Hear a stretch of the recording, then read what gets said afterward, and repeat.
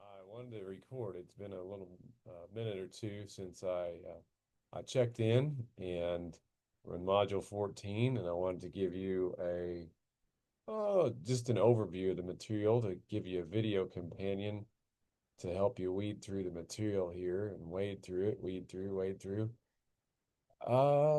So we are getting near the end of the semester, and we will have a final that we'll look forward to here in a couple of weeks. And I hope you've enjoyed the course. It's been enjoyable for me to put back together. I put it back together in a little different shape than I did when it was originally created. So it's been good for me to revisit a lot of the material that I hadn't seen in at least a couple of years since I finished my dissertation. And that really brings me to this video. So you'll notice though there are a lot of not auxiliary, but there are a lot of resources built into this week's module. And the reason for that is it was a source of research for me for 4, 5, 6 years while I was in my doctoral program. Um, I think that this is a a difficult intersection for a lot of folks, and I think even thinking about the class, some of the things that folks have shared, in assignments here and there.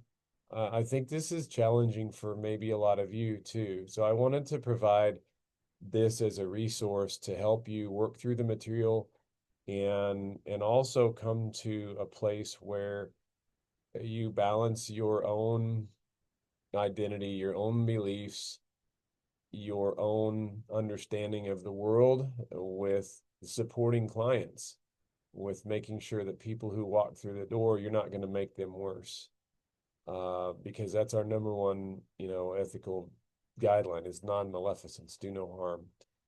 So let's go ahead. I'm going to share the screen. I'm hopeful that this will show up. The odds are this, I have a larger screen that I'm looking at, so I'm hopeful you can see it. If we go into weekly learning modules, you'll see that we are on module 14.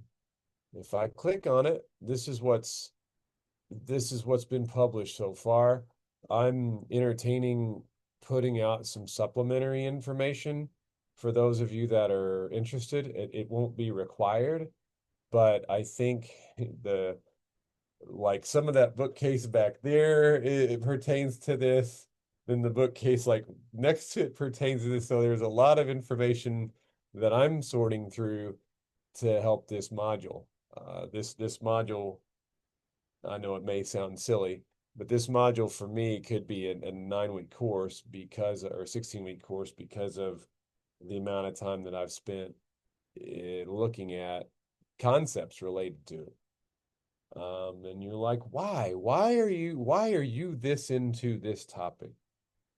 And it goes to the heart of the conflict that I think people feel and I think the heart of the conflict here, looking at the research is it has to do with, well, if you think about our humanistic approach and if you're in our experiential classes, our first our first rule then is unconditional positive regard, which is, no matter what your client brings to you, you're offering positivity back to them. You're offering affirmation of them and their experience. And so if your worldview is one that negates their very identity, that's difficult. And that's difficult to reconcile.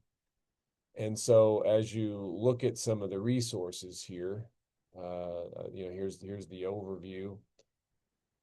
And gosh, my computer is so slow. I apologize. Here's what we'll look at, as far as an overview. There's an expanded lecture. I'll touch on this in just a couple of moments to take you through what's in here.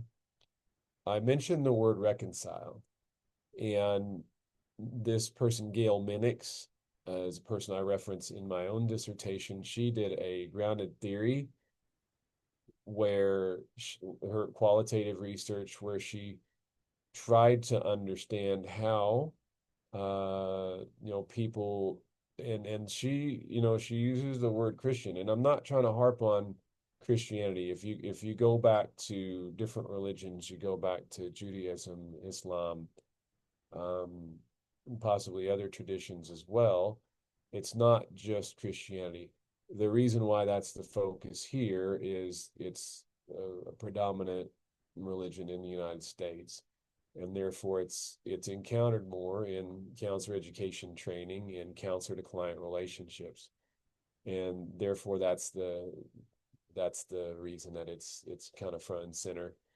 It also, as far as my own, upbringing, my household was a conservative Christian upbringing, and so as I think about my journey, and I would say a transformation over my lifetime, um, of understanding of not throwing away. I have a seminary degree. I didn't throw away, my religion. So um, I think that this could be a powerful document to read if you're struggling with this, just reconciling. Uh, there's another source that I provide here, again, that I use in my dissertation. This is, um, how can you be an ally and be a Christian? When you go to the heart of this matter, a lot of the supplementary material that I'm going to include, if I get a chance to, will speak to a journey, not the only one, but a journey from one of condemnation to affirmation. And that may be threatening to some folks, like, okay, well, I don't want to even look at that. That's going to be damaging to my faith. That's not the intent here.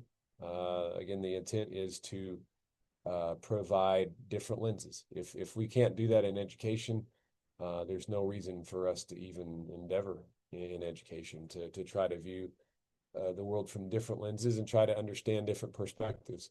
If you're a counselor and you're not working to try to understand a different perspective, what are you doing? Again, I'm thinking about the individual to individual relationship. That's what we try to do, is to try to deeply understand our client. And this is even, here's some research that I did with a colleague, and I would say my colleague here is very conservative, fairly conservative, had a pretty conservative upbringing as well. Uh, I include. I'm hopeful this will populate. If it won't, I'm going to go back and upload it again. There should be a PDF here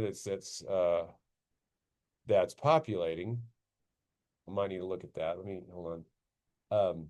But we covered the decision making model earlier in.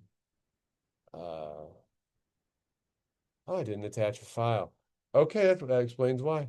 I'll go back and fix that. But we covered the decision making model earlier, and the decision making model for value based conflicts came from a couple of situations where people were battling, how do I reconcile? And so again, that bracketing idea is what the ACA provides us as a way to help provide care when we might have values that negate a person's identity. Um, so and here's your Blackboard material, your assignment as far as discussion. So we'll click here, and you'll want to answer the discussion questions this week. Well, back to the lecture. Um, what I provide here is is going over probably a little more depth than, well, it hopefully is augmenting your text. I go through some lecture here, talking about a couple of my experiences, and then I go through and talk about what I refer to as sexual and gender minority stress. And when I mention sexual orientation and gender identity, that's what I mean by SGM, sexual orientation, gender minority, gender identity. And so again, overlay that model from Bronfenbrenner, with macro level, meso level, and micro level stresses. So it goes through and talks about those, and it pulls out research. Basically, what it's saying is that people who are from LGBTQ plus populations tend to experience higher stress levels than other populations, given the dynamics within their microsystem, their mesosystems, and macro systems. And so it goes through some of that, and that has some real implications for health outcomes, for mental and physical health. And so this talks about some of the problems that then people who are LGBTQ plus experience then, and disparate outcomes.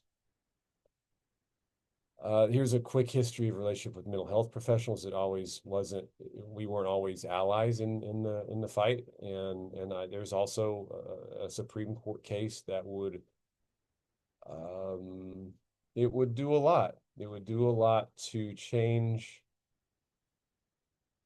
uh, what we provide as experts in the field and what science provides. So pay attention to this case. If you see one, this ruling should come out next June, and it may have some fundamental impacts given the makeup of the Supreme Court. It's different. So basically, you have a person suing to be able to provide conversion therapy with their license. And so, again, if you hold a license, you also are going with like the scientific discipline that holds that license. So there's some conflict here. I'd pay attention to that. It's too difficult to unpack all that right here in our video. So there's a quick summary. And then also this may speak to your intergroup contact, intergroup conversation, but I try to provide, okay, how do we work? So this is not even a counseling lens. This is just a reducing prejudice lens. Like, how do we do this from a scientific basis is what that is. And that's my lecture. That's my, I don't want, I'll let you read through it. I don't want to go over it in too much detail here. If you have questions this week, if you have concerns, please reach out to me via email. Again, this is a topic I've spent a lot of time with, and I don't mind serving as a resource for you, or if you're struggling with the topic. Again, I'm gonna provide a lens that gives you hopefully some balance between okay, what can I do to help? What can I do as a professional to help you become another professional? So, gang, take care of yourselves. I look forward to reading this week, and I'll talk to you soon. Thanks.